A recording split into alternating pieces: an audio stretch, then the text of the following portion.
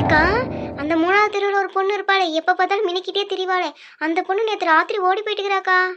ஆமாண்டி ஆமாண்டி, நானும் கேள்விப்பட்டேன் தான். அந்த சிரிக்கும் போது ஓடி போயிட்டாலாமே. ஆ. அது மட்டுமா, வீட்டில் இருந்த பண காசு நகை எல்லாத்தையும் எடுத்துட்டு போயிட்டு இருக்கிறாக்கா அந்த சண்டாளி பாவி. அவ எப்படிக்கா நல்லா இருப்பா? ஐயோ ஐயோ. அப்படியாடே? எனக்கு எதுவுமே தெரியாதேடே. நான் அங்கதான் இருக்கிறேன். எப்பயும் கட்டில் மேலே தான் உட்காந்து கிடப்பேன். யாரும் எனக்கு சொல்லலையே அந்த நியூஸ்லாம். ஆ. அதெல்லாம் எப்படிக்கா சொல்லுவாங்க? அதெல்லாம் சொல்ல மாட்டாங்க, மூடி மறைக்க தான் பார்ப்பாங்க. அந்த வீட்டு பக்கத்து வீட்டுக்காரி இருக்கிறா, அவள் தான் அவள் காலங்காத்தாலே வந்து இந்த மாதிரின்னு சொல்லிட்டு போனான். நான் என்னடி காலையிலே வந்துக்கிறேன், என்ன விஷயம் அப்படின்னு சொல்லிட்டு கேட்டதுக்கு, இந்த மாதிரிக்கா அப்படின்னு சொல்லிட்டு போனான். எனக்கு அப்பயே தெரியும்டி, அவள் இப்படி மினிக்கிட்டு திரியிறப்ப எப்பனா ஓடி போவான்னு. அடி பாவி சண்டால சிரிக்கி. அவளாம் நல்லா இருப்பாளா? ஆமாங்கிற, நானே கேட்டது அதிர்ச்சி ஆயிடுச்சு. என்னடா இதுன்ட்டு.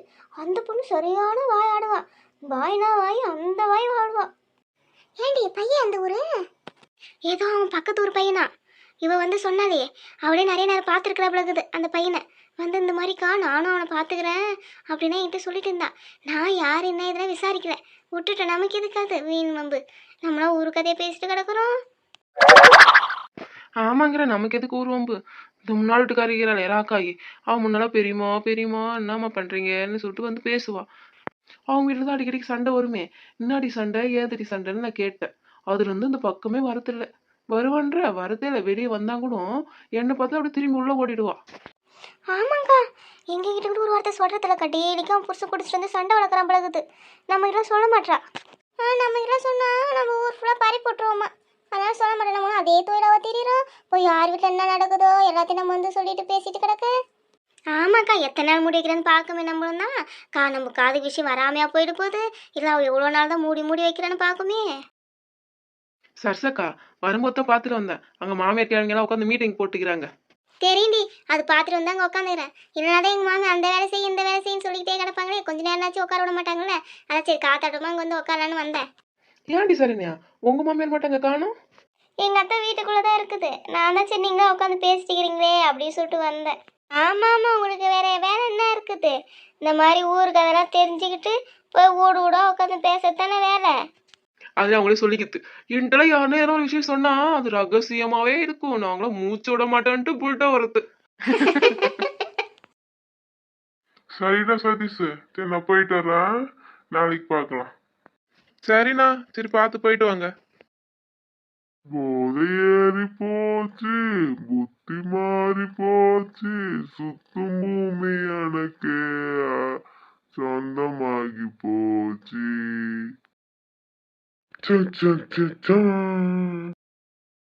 யோ, உன்னை எத்தனை நேரம் குடிக்கூடாதுன்னு சொல்லிக்குது. இது குடிச்சிட்டு வந்து ஆட்டம் போட்டுக்கிற. ஒழுங்கு மருந்த வீட்டுக்குள்ள போயா. போடாடே போடா. உன்ன என்ன பண்றேன்னு பாரு. சதீஷ, நீ உள்ள போ, நான் அப்பாவை நான் கூப்பிட்டு வரேன் போ. தினமும் இதே வேலையா போச்சு குடிச்சிட்டு வரது. என் வீட்டு கண்ணு குட்டி என்னோட மல்லு கட்டி என் மார்பில் முட்டுதடா சுந்தரு சுந்தரு. யோ சித்தப்பு, என்னயா இதெல்லாம்? குடிச்சிட்டு வரதே உனக்கு பொழப்பா போச்சா? யோ என்ன பண்ணிக்கிற? ஏக்கா, அங்க பாருக்கா, சரண்யா மாமனார் குடிச்சிட்டு வந்துடுறாங்க. இன்னைக்கு ஒரே கூத்தா இருக்க போகுது. அவங்க சண்டை போட்டு நீங்க பார்த்தது இல்லையா? ஒரே சிரிப்பா இருக்கும்.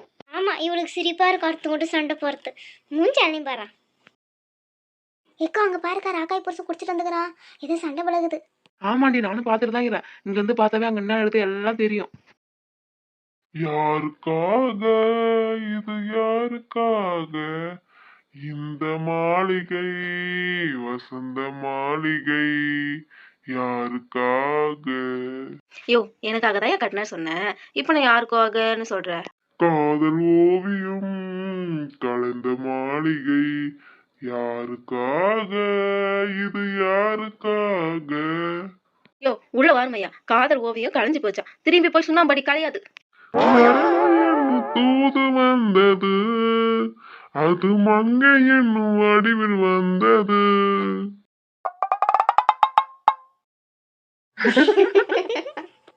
மரணம் என்ன தூது சொன்ன சரண்யா மாமியார் மூஞ்சி பார்க்கணும் மேய்ஞ்சி தின்ன குரங்காட்டு வந்துச்சு. என்னால சிரிப்பா எடுக்க முடியல. சொர்க்கமாக நான் நினைத்தது அது நரகமாக மாறிவிட்டது. மலரைத்தானே நான் பறித்தது, கையில் முள்ளு வந்து ஏன் விழுந்தது? சித்தப்பு, நீ மலரை பறிக்க ரோஜா செடியில கை வச்சிருப்ப, அதான் முள்ளு குத்தி இருக்கும். பானு உன் வீட்டுக்கார பாரு நல்லா காமெடி பண்றாங்க. ரோஜா செடியில கை வச்சுதான் முள்ளு குத்துச்சான். எழுதுங்கள் என் கல்லறையில் என் காதலியின் பெயரை. சித்தப்பு, சின்னம்மா பேரு தானே, எழுதிடுவோம். இந்த காட்டேரி பேரு இல்ல, என் தெய்வ காதலியோட பேரு.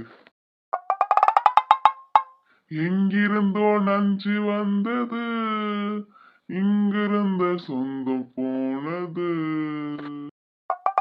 சித்தப்பு, யார சொல்ற? எனக்கு ஒரு 15 வயசு இருக்கும் சுந்தர்.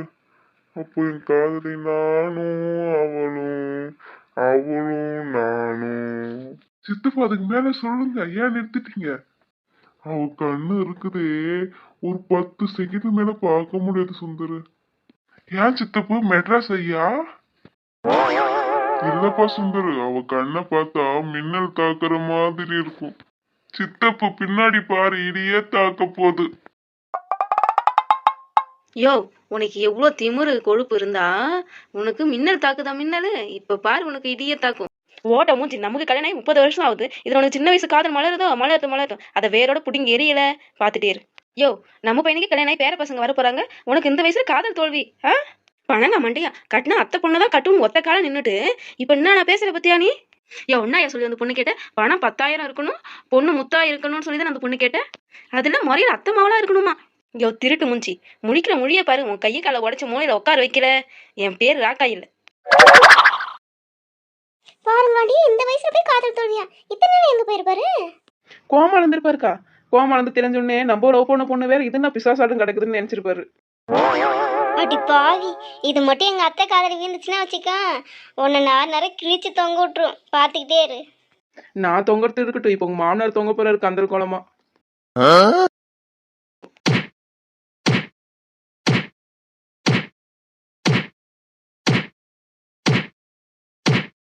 ஓஹோ, இதான் சங்கதியா? அதான் மூச்சு விட மாட்டேன்ட்டுக்கிறா. ஆமாக்கா, வேற யாரும் காதலிச்சுட்டு தான் இவ்வளவு கல்யாணம் பண்ணிக்கிறான் பழகுது. அதை பிடிக்காத மாதிரி பேசுறான் பாத்தீங்களா? அது நடி, அது தேவாங்க காதலா? தேவாங்க காதலான்னு சொல்றானே. ஏண்டி, அது தெய்வ காதலாண்டி. அவ்வளவு நெருக்கமா லவ் பண்ணிக்கிறாங்க. என்ன சண்டை எனக்கு தூக்கமே வரல. இன்னைக்குதான் நிம்மதியா படுத்து தூங்குவோம். அப்பா, நான் கேட்டதுக்கு ஒண்ணு இல்லக்கான்னு சொன்னான். இப்பதானே தெரியுது. வெளியில சொன்னா வேறதொன்னு, கையில நரைச்ச கருவாடு. சரண்யா, உங்க மாமனார் நல்லா பூசு விழுது, நீ உட்காந்துட்டு வேடிக்கை பாக்குற. நீங்க இப்பதான் பாக்குறீங்க, நான் டெய்லிக்கு வீட்டுல பாத்துட்டு தான் இருக்கிறேன். அதனாலதான் கம்முன்னு உட்காந்துட்டுக்கிறேன்.